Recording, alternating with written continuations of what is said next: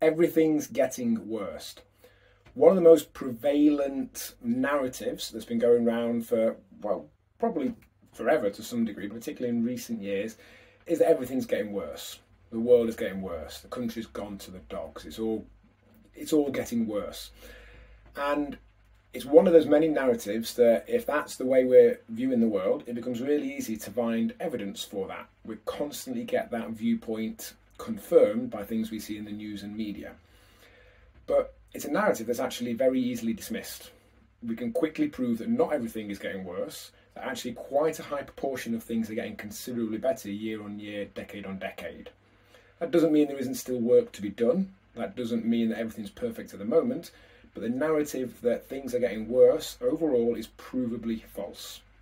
A prime example of that is you'll hear people talk about how the gap between the rich and the poor opens and is getting wider over the years. The truth is the exact opposite. If anything, it's never really been a gap, it's been a spread, because between the very richest and very poorest is the vast majority of people. It's a relatively bell distribution curve shaped distribution, which isn't a gap, it's a spread. But that spread has been getting flatter every year for the last 200 plus years. In the year 1800, 95% of the world lived on cost adjusted, so that's today's money, $2 a day or less. Not $2 a day in 1800, $2 a day now. And there were people who were incredibly wealthy. No one now lives on $2 a day. That distribution has flattened. Again, doesn't mean there isn't work to be done, doesn't mean the system's perfect, doesn't mean changes shouldn't be made, but the narrative that the gap between the rich and the poor is growing is provably false. In real terms, there's less of a difference than ever overall across everyone, not just picking out two particular examples. And it's never been a gap, it's a spread. The spread is flattening. And in so many other ways, the world is getting better.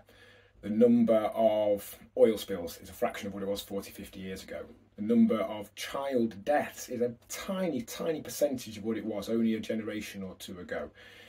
In many, many describable ways where we can put cold, hard facts in front of it, the world has improved exponentially.